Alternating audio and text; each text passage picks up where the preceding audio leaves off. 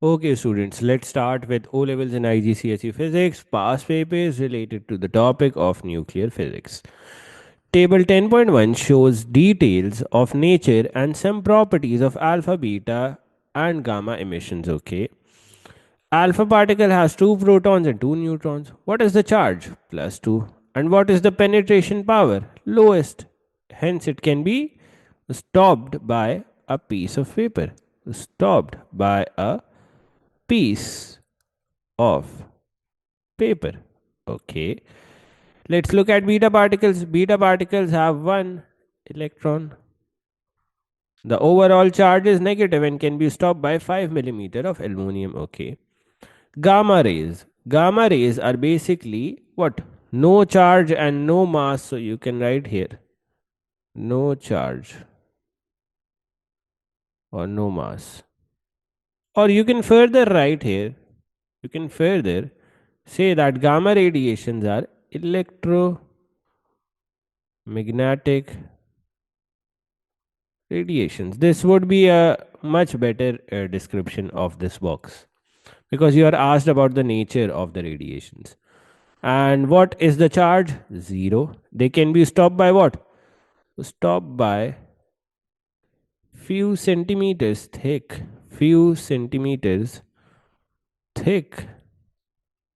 lead sheet. Simple as that. Let's further move ahead. Surgical instruments in sealed plastic bags are placed in thin plastic boxes. Okay. A conveyor belt takes the boxes close to a cobalt 60 source, which sterilizes the instruments. Okay. So basically, surgical instruments are coming here, they are getting sterilized by the cobalt radiations. Cobalt is basically emitting out gamma radiations, which sterilizes this. Okay. The cobalt 60 source is a radioactive source that emits gamma radiation. Here it is written. So basically, surgical instruments come here and the source emit gamma radiations, sterilizing the surgical equipment. Okay.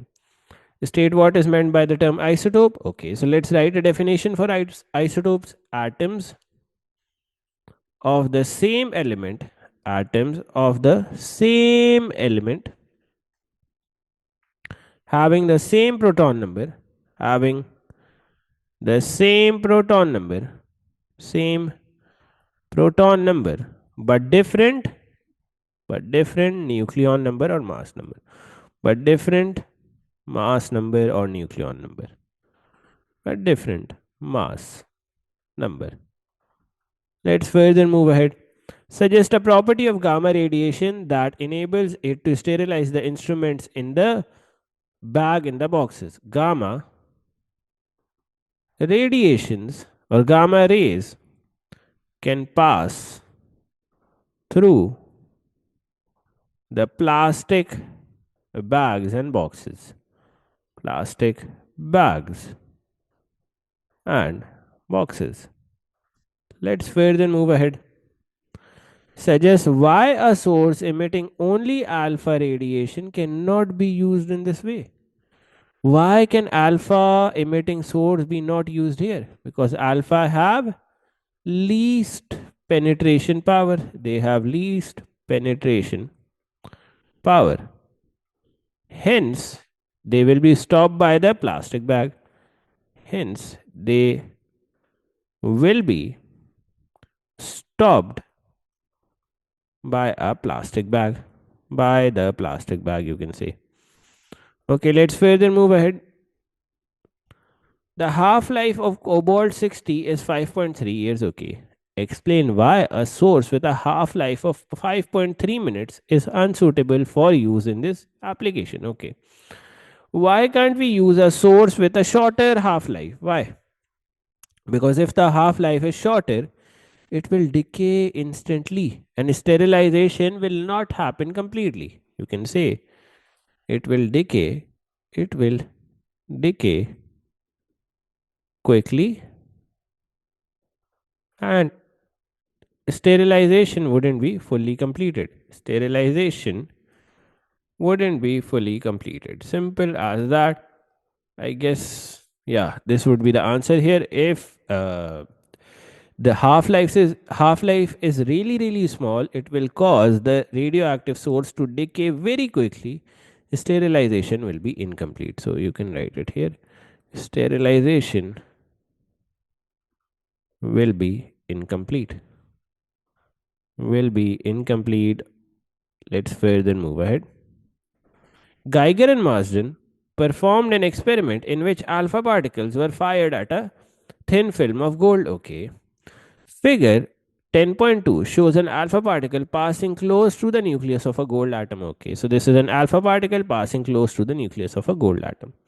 Explain why the alpha particle is deflected. You can say nucleus of gold atom and alpha particle and alpha particle are both are both positively charged.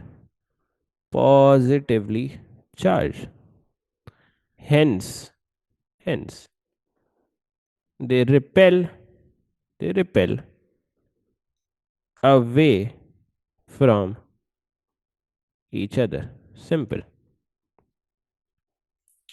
In the experiment, most of the alpha particles pass right through the foil without deflection. Explain using ideas about the structure of atom why this happens. Because of the most of the atom is empty space. Hence, hence alpha particles pass through these. Hence, alpha particles pass through these spaces without any deflection. Pass through these spaces without any deflection. Without any deflection. Let's move on to the next question. The nuclei of four neutral atoms are represented using nuclide notation as this. Okay. Neutral atoms also contain electrons. Okay. State which of the four nuclei is surrounded by the greatest number of electrons.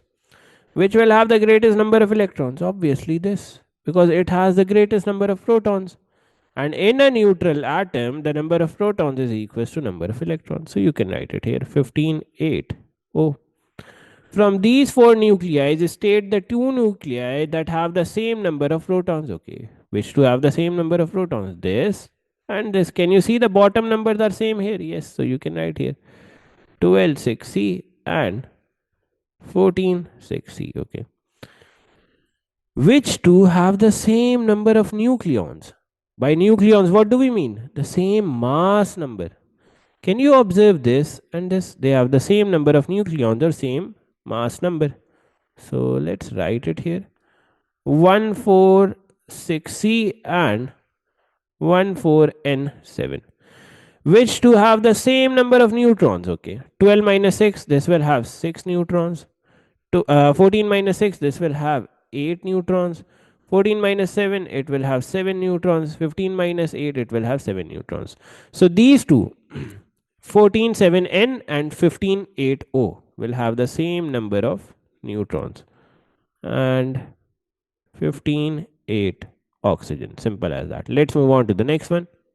The diagram shows the number of particles in a charged ion of beryllium. Okay.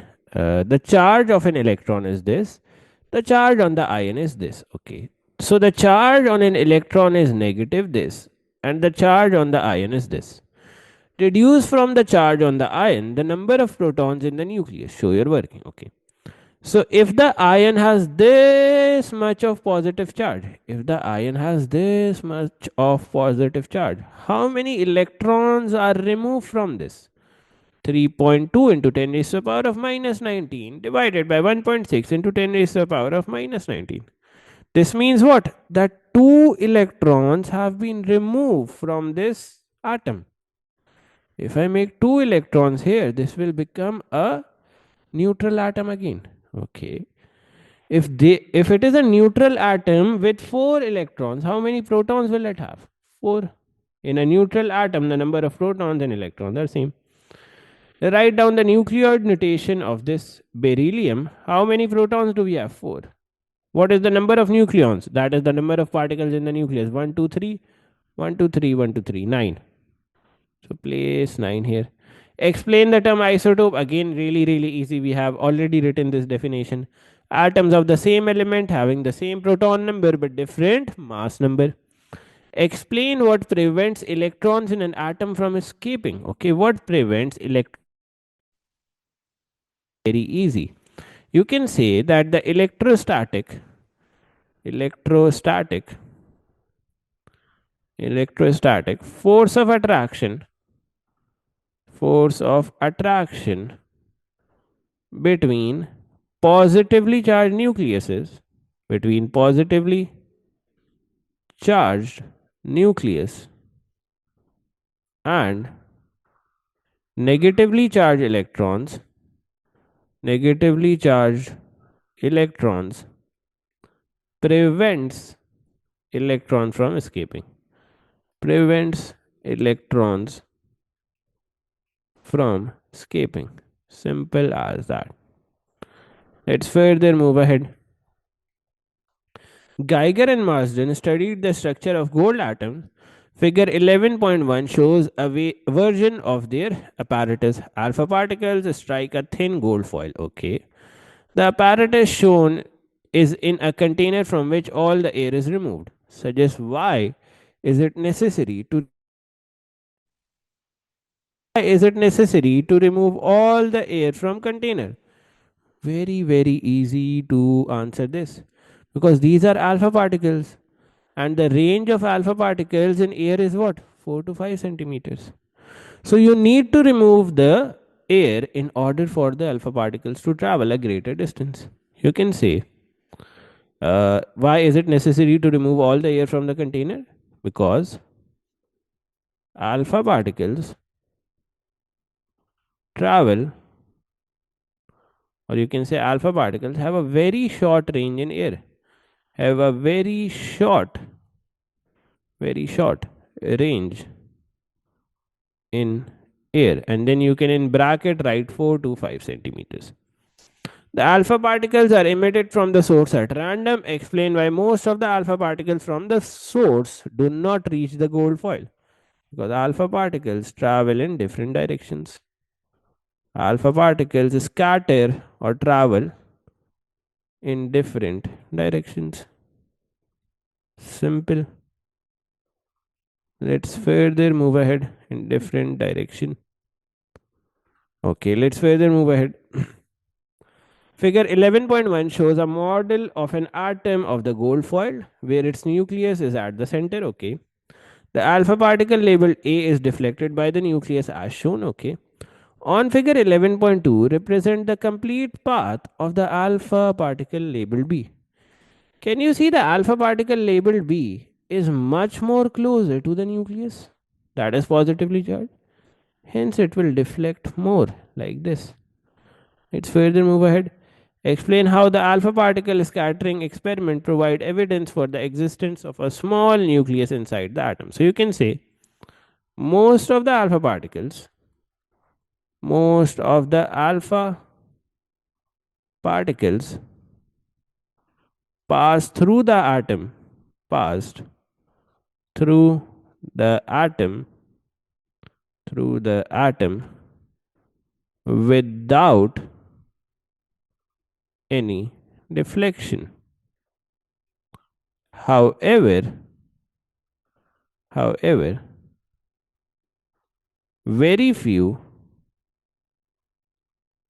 got deflected. Very few alpha particles got deflected. This tells us this tells us that most of the atom is empty spaces. Most of the atom is empty spaces with a small positively charged nucleus. Simple, you will get 3 on 3 here. This tells us that most of the atom is empty space with a small positively charged nucleus. Let's move on to the next. Let's see this. A radioactive source emits alpha, beta, and gamma radiations. State which type of radiation produced the strongest ionization effect. Alpha particles. Okay. State which type of radiation is deflected most by a magnetic field. Which type of radiation is deflected most by a magnetic field? Beta particles. Okay, figure 9.1 shows a Geiger-Muller tube and a counter. A radioactive source is placed 10 centimeter from the Geiger-Muller tube. Okay. In figure 9.2, a piece of metal 5 millimeter thick is placed between the source and the GM tube. The reading on the counter have been corrected for the background radiation and show the count rate due to the source. Okay, so initially the count rate was 800. As soon as you placed a 5 millimeter thick metal, the count rate dropped to 200. Explain how the readings show that the source emits alpha and beta and gamma radiations. Firstly, since the count rate drops, since the count rate drops by placing a 5 millimeter metal sheet metal sheet, this indicates the presence of beta particles. This indicates the presence of beta. Okay, how do we know that gamma particles exist? Can you see the count rate is not dropping to zero? Can you see the count rate is not dropping to zero? This suggests that we have gamma radiations as well. The count rate, the count rate doesn't drop to zero, doesn't drop to zero, indicating or highlighting the presence of gamma radiations. The presence of gamma radiations. Simple as that. Let's move forward. State why the readings cannot be used to show that the source emit alpha particles. Okay, why cannot we use this apparatus to show that the source emits alpha particles? Because the source is 10 centimeter away from the GM tube. And what is the maximum range of alpha particles in air? 4 to 5 centimeters, you can say. Maximum range of alpha particles in air is what? In air is 4 to 5 centimeters. And the source is placed 10 centimeter away. And the source is placed 10 centimeter away. Okay, let's further move ahead. Describe one way that the radioactive source is moved safely in a school laboratory using a lead box. Simple. Let's further move ahead. Carbon 14 is an isotope of carbon. It undergoes radioactive decay with a half-life of 6000 years. Okay. The age of a sample of wood is found using the carbon 14 that it contains.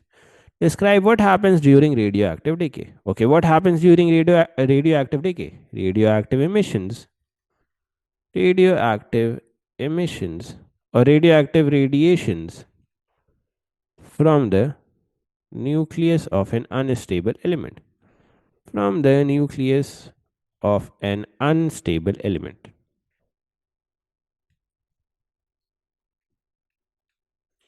If you are a good student, you will also write which type of radioactive radiations. There are three types of radioactive radiations. There are three types of radioactive radiations that can be emitted. Radioactive emissions that can be emitted. What are those radioactive emissions? Yes. There are three types of radioactive emissions. What are those? Alpha, beta, and gamma. Simple. You would get a 2 on 2 here. Let's further move ahead. Okay, the count rate of carbon 14 in the sample of wood is initially 1600 counts per minute. On figure 10.1, draw a graph to show how the count rate will vary over the next 24,000 years. Okay, the initial count rate is marked with an X. Are we given the half life of carbon? Yeah, we are given the half life as well, 6,000 years. Okay. So initially it is 1600. After one half life, it will drop down to 800. After another half life, it will drop down to 400. After another half life, it will drop down to 200. After another half life, it will drop down to 100. Can you draw a graph through these points? Yep. You can draw a curve line through these points. Obviously, your curve will be much more smoother if you draw it with a pencil.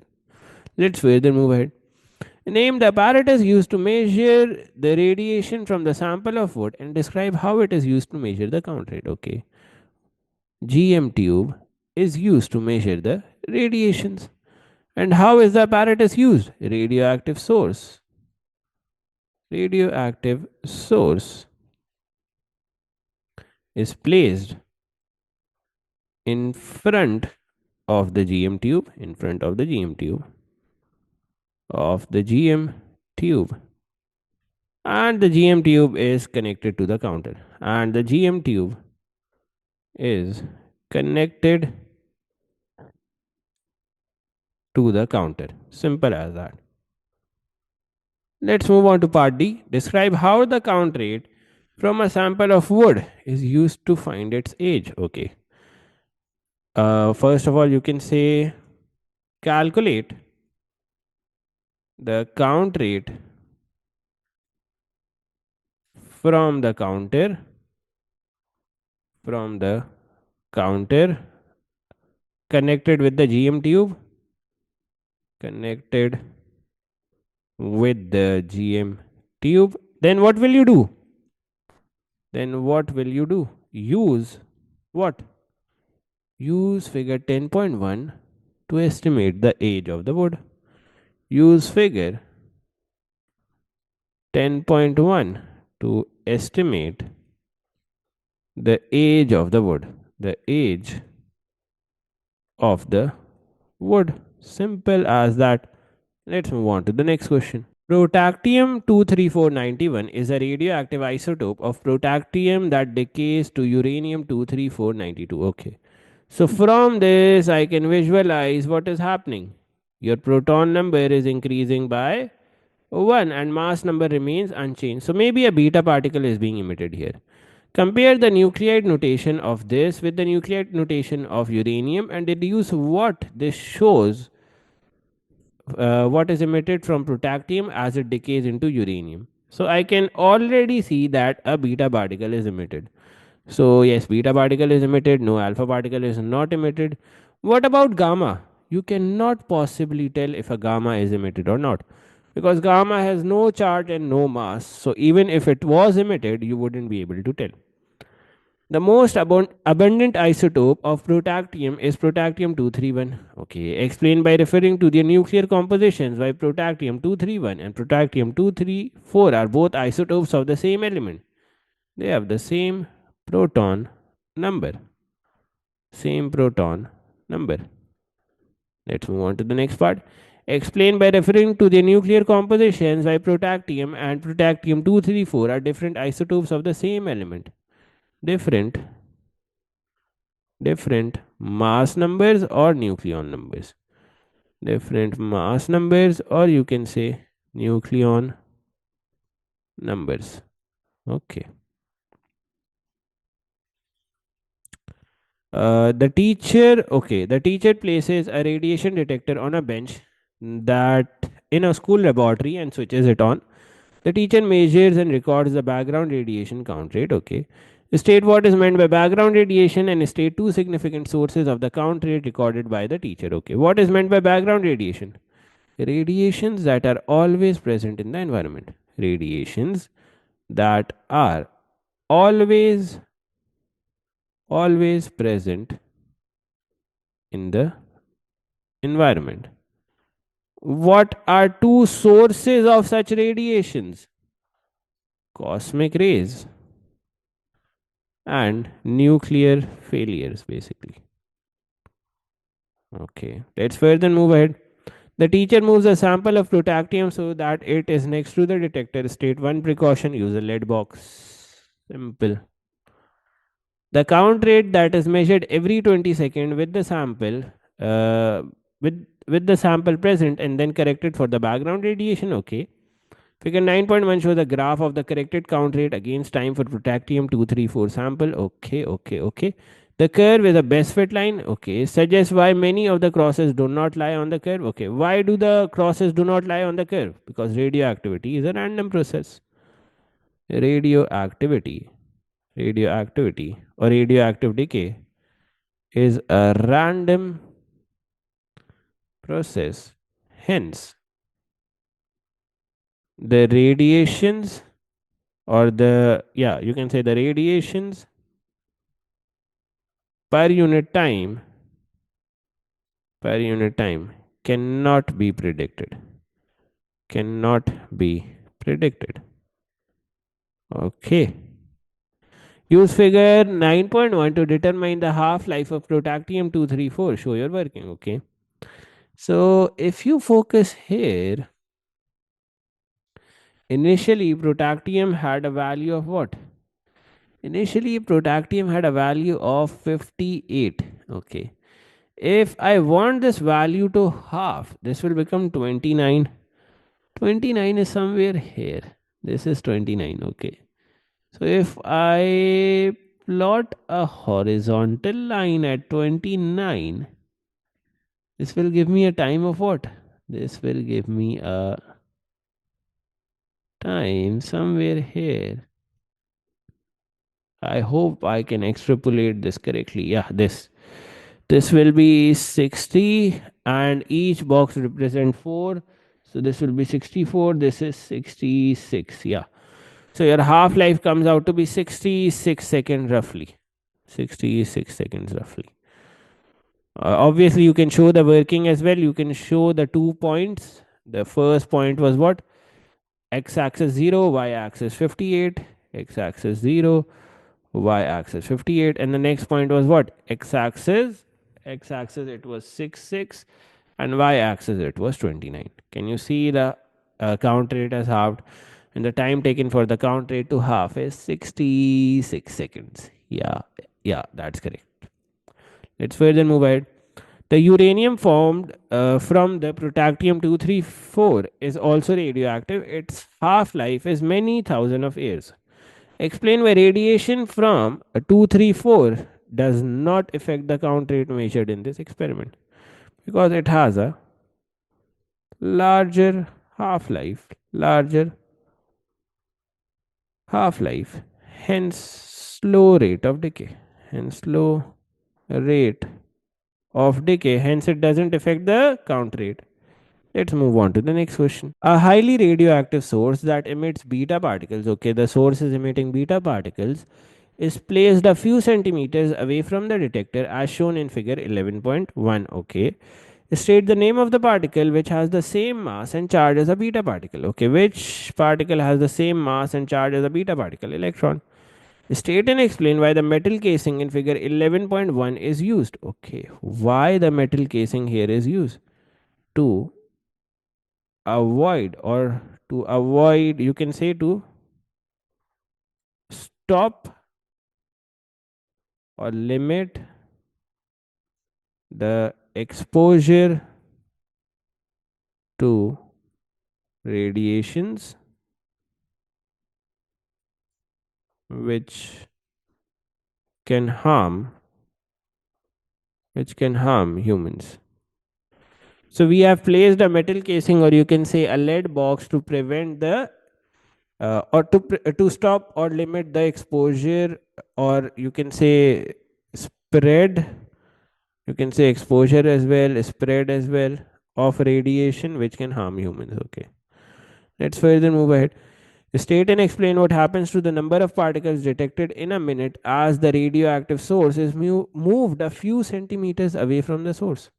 The reading slightly falls. Reading falls slightly. Why?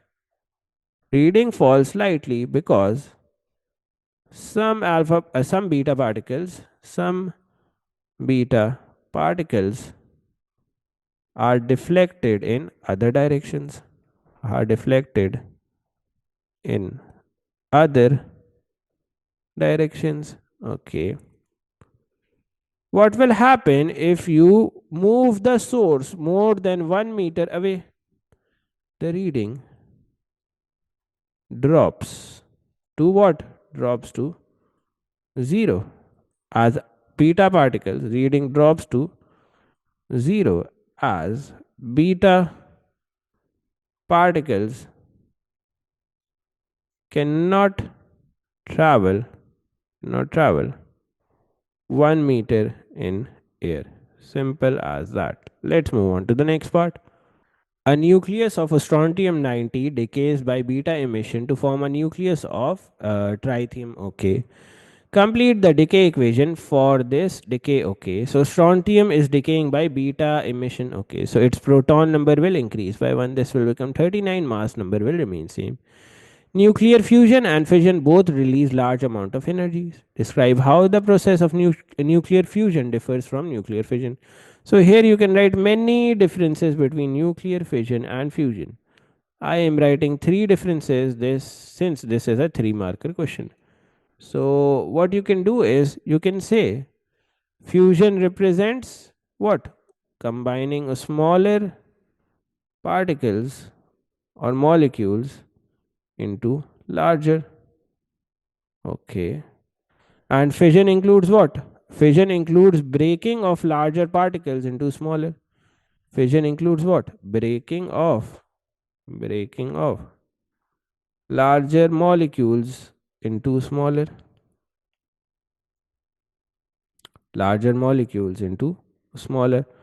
What is the second difference? What is the second difference?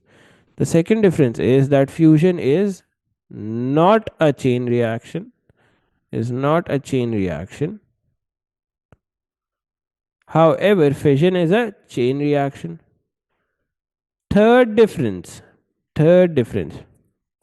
Fusion requires a large amount of energy to start. A large amount of energy to initiate or to start. And what about fission? No, fission doesn't require that large amount of energy to start. Okay, so you can write it here. Describe the condition needed for nuclear fusion. Nuclear fusion requires two conditions: high temperature and high pressure. High temperature and high pressure are essential for nuclear fusion. Simple as that. Let's further move ahead. 9039 is radioactive. It is a beta particle emitter that decays to product Q. Product Q is stable. State one feature that is common to all isotopes of tritium. What is one feature that is common to all isotopes of tritium? You have same proton number. Okay, let's further move ahead. Now let's see part B. The diagram shows how a neutral atom, describe how a neutral atom of Q differs from a neutral atom of uh, yttrium 90. Okay, so how does a neutral atom of Q differs from a neutral atom of yttrium 90? Okay, so what is happening? This 9039 thing is decaying through beta. This becomes 9040 Q plus a beta particle. Okay, so what has happened? Q has 40 protons and 40 electrons. Okay, whereas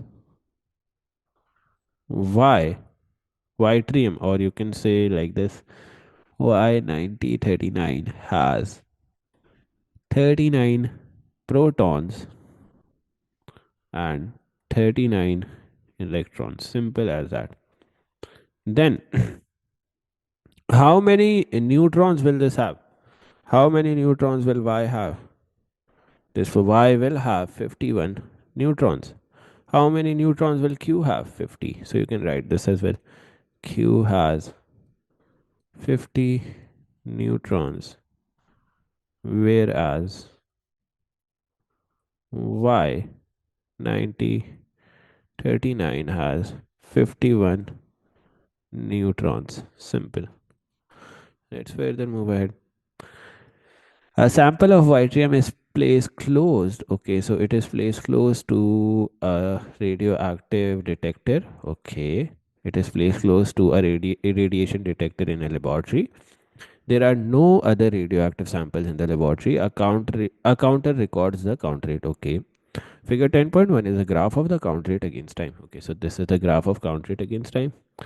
Determine the average background count rate. This is a very, very important question. You have to determine the average background count rate. Can you see this curve gets stable at a point?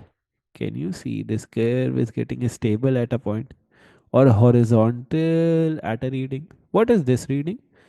From 0 to 20, you are covering 10 boxes. 10 boxes cover a reading of 20. 10 boxes cover a reading of 20. How much will one box cover? One box will cover a reading of 2. So this will be 18. Background radiation is 18 counts per minute. Let's further move ahead. Okay, suggest two different origins for the background count rate: cosmic rays, and nuclear failures. Simple as that. Use figure 10.1 to determine the half-life of tritium 90. Show how the answer is obtained. Okay. So how is this answer of half-life obtained? And you have to determine the half-life as well. Okay. First of all, to determine half-life, we need 2 points. Okay. And which 2 points can I take here? I can take this point. This is at a value of, let's say, here, that is 74. But you cannot take 74. Why? You cannot take 74. Why? Because you have a background count rate of 18. So you can say initial count rate without background radiation is what? Without background radiation is 74 minus 18. That turns out to be what? 74 minus 1. 8 will give you an answer of 56. Okay. Now you want this count rate of 56 to half. What will be the half of 56? This will be equal to 28. But now here is the interesting part. You cannot locate 28 here. Why will you not look for 28 here? Why will you not look for 28 here? Because this graph includes the background radiation. Instead, you will look for a final count rate with background radiation of what? You will look for a final count rate with background radiation, that is 28 plus 18, that is 46. So you will look for a count rate that is 46. Okay, let's go here and 1, 2, 3, 6. Yeah, this is your 46. What is the time taken to reach 46? Somewhere here. That is roughly this. This is how many hours? This is 50, 60, 65 hours. Yep. The half life comes out to be 65 hours. So you have done two things here, or two extra things here, two tricks here, you can say. First of all, you subtracted the background radiation from the initial count rate to get the actual initial count rate. Then you divided it by 2 to get the half number of nucleuses, that is 28. But on the graph, you cannot look for 28 because this graph includes background radiation. So you added 18 to 28 and got 46. You will look for 46. 46 count rate happens at 65 hours. 65 is your half life. Let's further move ahead. Many of the points plotted in figure 10.1 do not lie on the best fit line. Explain why. Because radioactivity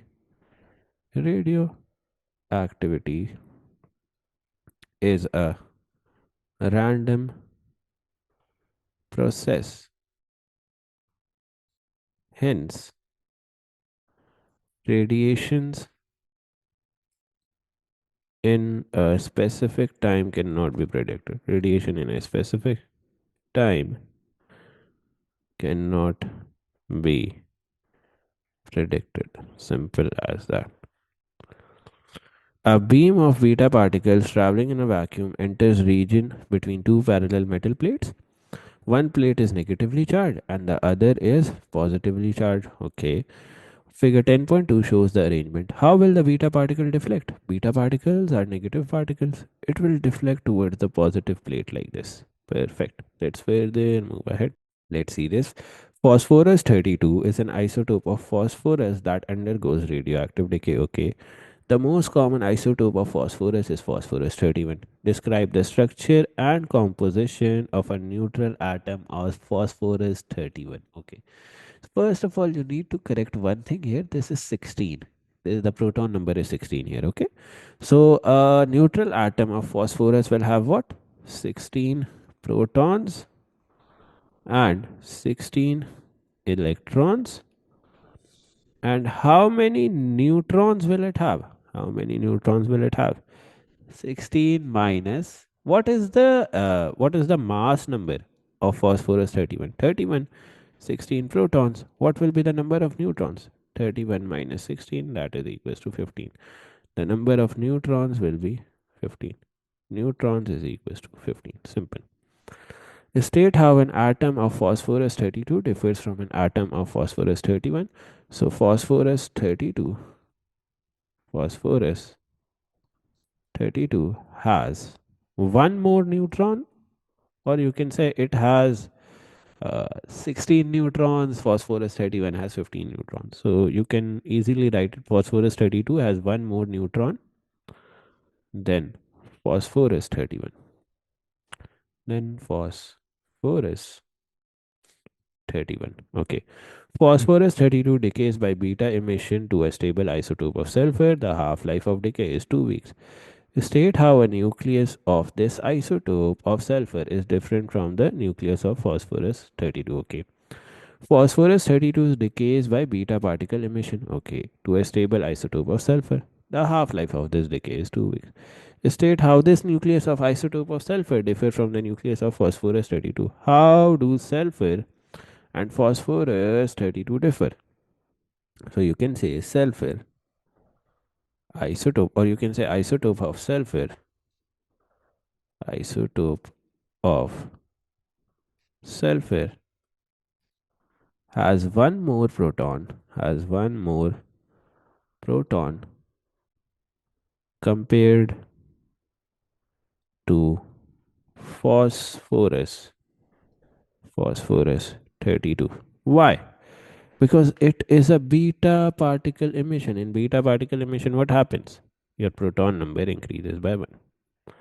At time t is equals to 0, a radioactive sample contains this atoms of phosphorus 32. Okay. At the same moment, the sample contains no atoms of sulfur. Okay. This is shown by the cross on figure 6.1. Okay, this is a graph of number of sulfur atoms versus the time, that is in weeks. On figure 6.1, plot a graph to show how the total number of sulfur atoms in the sample changes with time t and draw a suitable curve. Okay. So what is the half life? What is the half life here? It is 2 weeks. Okay. So initially, now I would need some space here. Yeah, let's do it here. Initially, you have how many phosphorus atoms? Initially, you have 3.2 into 10 raised to the power of 11 phosphorus atom. After 2 weeks, what will happen? These phosphorus atoms will become 1.6 into 10 raised to the power of 11. What happens to phosphorus as it undergoes a half life? All these atoms convert to sulfur. Sulfur had initially 0 atoms, but after 2 weeks it will have 1.6 into 10 raised to the power of 11. So let's make a point here.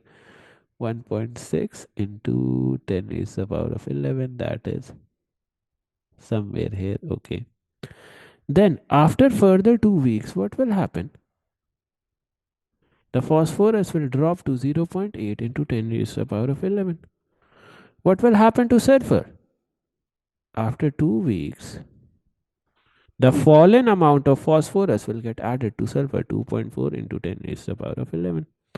So after 4 weeks, it is 2.4 into 10 raised to the power of 11. Let's further continue this. After a further 2 weeks, this will become 0.4 into 10 raised to the power of 11. And after further 2 weeks, this will become what? This will become 2.8 into 10 raised to the power of 11. Can you observe that whatever atoms are getting subtracted from phosphorus are getting added to sulfur? This is how you will keep doing it. At 6 weeks, it will become 2.8 here. Further, do a half life. This will become 0.2 into 10 raised to the power of 11. This will become 3 into 10 raised to the power of 11. So at 8, it will become 3 into 10 raised to the power of 11. Can I draw a graph here? Yes. Somewhat along these lines. This is your graph. This is an important graph because usually you are asked to draw a graph of phosphorus or the initial atom versus time. Here you are asked to draw the graph of the atom that is formed as a product, sulfur versus time. So this is a unique graph. I think you guys should pay attention to it. Rewind the video and see it again as well. State two precautions when moving or storing radioactive materials. First of all, in a lead box. Secondly, use gloves, thongs, or goggles, you can say. Let's move on to the next question. Radon 222 is an isotope of radon, okay, which undergoes a series of radioactive decays. Okay. Figure 7.1 is a diagram showing the proton number and the nucleon number of nuclei involved in this series of decays. Point P represents a nucleon of radon 222. Okay, point P represents a nucleus of radon 222. Okay, starting at P, a nucleus of radon 222 decays to Q, then from Q to R, and then from R to S, then from S to T, and finally from T to U. Okay, so this is the entire decay process. Okay, state 2 points on figure 7.1, which represents isotopes of the same elements. Okay, so isotopes of the same element have the same proton number. Either you can say R and U, R and U, or you can say what?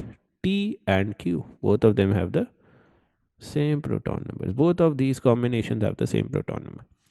Different isotopes of the same element have different atomic composition.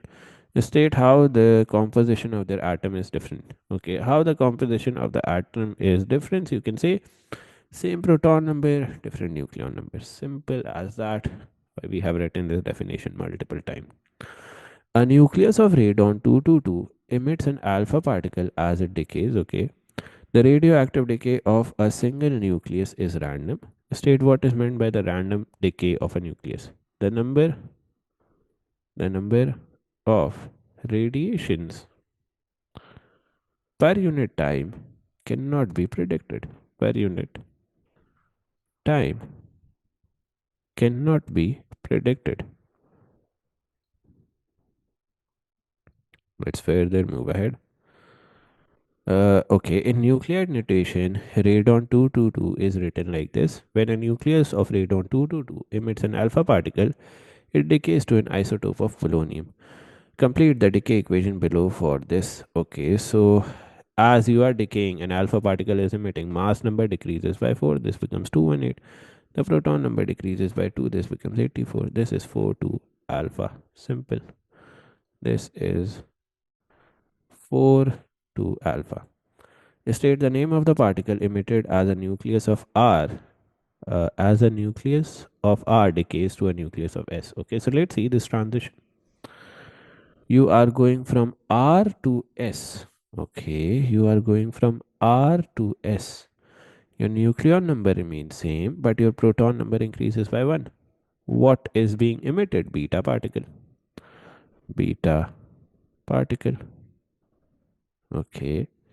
State the change in the composition of a nucleus R as it decays to a nucleus X. Very, very easy.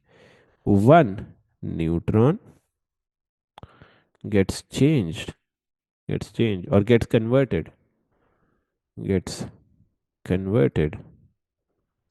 into a proton. Also, you can further write R has how many protons? R has 82 protons, S has 83 protons. You can write R has 82 protons, S has 83 protons. However, if you see the mass number for both of them is 214. What will be the number of neutrons for both of them? What will be the number of neutrons here? 214 minus 82. That is 214 minus 82. This gives you an answer of 132. However, here the neutron number will be what? 214 minus 83. That is 131. Simple. Let's further move ahead. All the isotopes of the gas radon are radioactive. State one similarity and difference between two different isotopes of radon. Similarity is very easy. Same. Proton number. Proton number. What is the difference? Different nucleon number. Simple as that. The isotope radon 222 decays by an alpha emission to an isotope of polonium. The proton number of polonium is 84. State the number of neutrons in an atom of polonium isotope. Okay, so what is happening? The isotope radon decays by alpha particle emission to an isotope of polonium. The proton number of polonium is this. The number of neutrons in an atom of polonium. Okay, so we have 2, 2, 2 like this. Radon, if the polonium atom has 84 protons after decay of alpha particle, radon will have how much protons? 86. This decays to form what? Polonium, which has a proton number of 84. What will be the mass number here? 218 plus an alpha particle. How can we calculate the number of neutrons in polonium? Very easy. Subtract 84 from 218. 218 minus 84. What is this equal to? Minus 84. This is equals to 134. Determine the number of protons in an atom of radon 22. What are the number of protons in an atom of radon 222? 86. We have already calculated that. Describe how a neutral atom of helium differs from a alpha particle. Alpha particle has a charge of 2 plus, has a charge of 2 plus. However, helium atom has a charge of 0, has a charge of 0, since it has electrons in the outermost shell. Electrons in the outermost shell. Simple. Let's further move ahead. In an experiment to collect a small quantity of helium, a sample of radon 222 is enclosed in an inner glass tube which has a very thin wall. Okay. Figure 10.1 shows that this tube is placed inside a container that is initially evacuated. Okay. Okay. Both the container and the inner glass tube are sealed. Okay. As the radon decays, the alpha particle passes through the thin wall of the inner glass tube. Okay. Figure 10.2 shows how the total number of alpha particle produced by the radioactive decay of radon 22 changes as time passes. Okay. Use figure 10.2 to determine the number of alpha particles in 7.8 days. Okay, so in 7.8 days, where will be 7.8? Here. In 7.8 days, the number of alpha particles is somewhere here, which will be equal to this value, which will be 2.3 into 10 raised to the power of 10. No, not 2.3. It will be 2.1. 2.1. Yeah, somewhere around 2.15, I guess. 2.15 into 10 raised to the power of 10. Why? Because you have your 7.8 days coming here. Yeah, it is either 2.1 or 2.15, 10 raised to the power of 10. Yep. The number of alpha particles produced in 7. Oh, you have to determine for 7.6 days. Sorry. I was determining for 7.8 days. So 7.6 days will be here. And if you go above, yeah, 7.6 days give you an accurate value of 2.1 into 10 raised to the power of 10 number of nucleuses. So the number of alpha particles after 7.8 days is 2.1 into 10 raised to the power of 10. Okay. Initially, there are 2.8 into 10 raised to the power of 10 atoms of radon in the inner glass. As each radon atom 222 decays, it produces an alpha particle. Calculate the number of radon 222 atoms that remain after 7.6 days. Okay.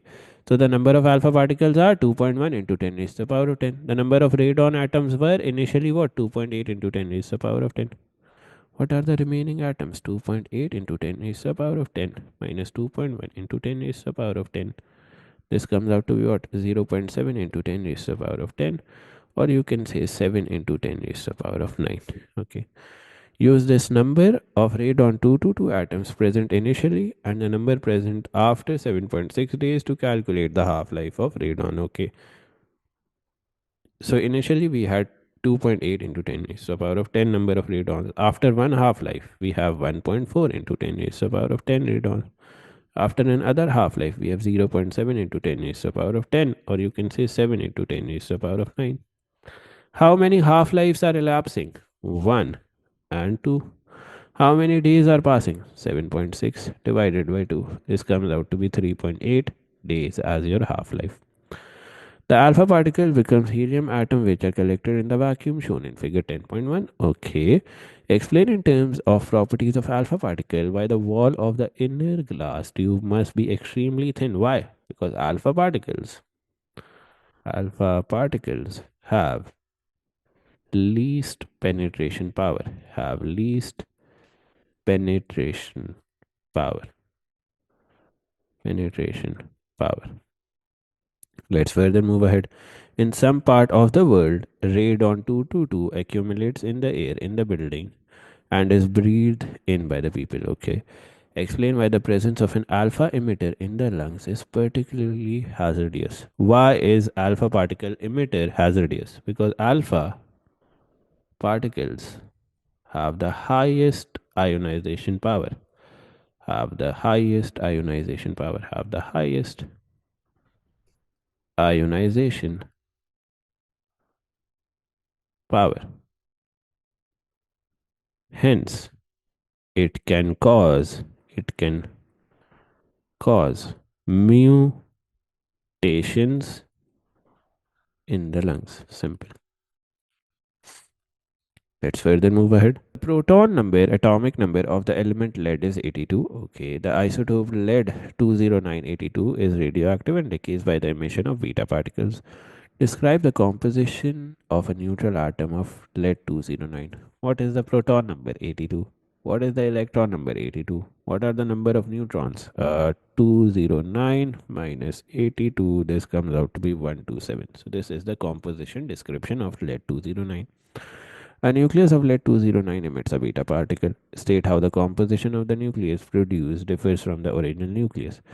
The nucleus after beta emission will have one extra proton and one less neutron. And one less neutron. Simple. Complete the table. Least ionizing effect, gamma rays. Strongest ionization effect, alpha particles. And which has mediocre ionization effect, beta particles.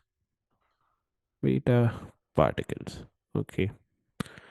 Let's further move ahead. A sample of lead 209 nuclei is used to produce a beam of beta particles. The beta particles enter a magnetic field. Okay. The magnetic field is perpendicular to the direction of travel of the beta particle. The beta particle travels from left to right. Figure 11.2 shows the direction of the magnetic field is out of the page. You have to sketch how the beta particles will be deflected. Basically, you have to calculate or identify the direction of the force. Magnetic field is out of the page, so your first finger points out. Okay. Beta particles are going towards the right, so your current will go towards the left. This is your direction of current. Always remember the direction of current is opposite to the direction of negative particles. Let's apply Fleming's left hand rule. Let's apply Fleming's left hand rule. Where will your force come out to be? Magnetic field out of the page, current towards the left, your force comes out towards the top side. Beta will deflect like this. Simple. State what is meant by background radiation. I guess we have done it a lot of times. State two sources of background radiation already done. The average reading for the background count rate measured by the technician is this. He then brings a sample that contains a radioactive isotope of lead closer to the detector and he finds that the count rate is this. The half life of the isotope is this. Determine the count rate measured after 6.6 hours. Okay. So, this is the count rate measured initially. This includes background radiation. So, let's calculate the initial count rate without background radiation. Let's calculate initial count rate without background radiation. 92 minus 16, this comes out to be what? 92 minus 16, this comes out to be 76. Okay. One half life, 3.3 hours. 76 will become what? If 3.3 hours pass, 76 will become 38. After another 3.3 hours, what will happen? This will become 19. This is your actual count rate. But you have to tell what will be seen on the detector. The detector is also detecting background radiation. So 19 plus 16, this will be what? 19 plus 16, this will be equal to what? 35 will be your count rate displayed on the screen. So this marks the end of the past papers for nuclear physics. If you have any questions, you can ask.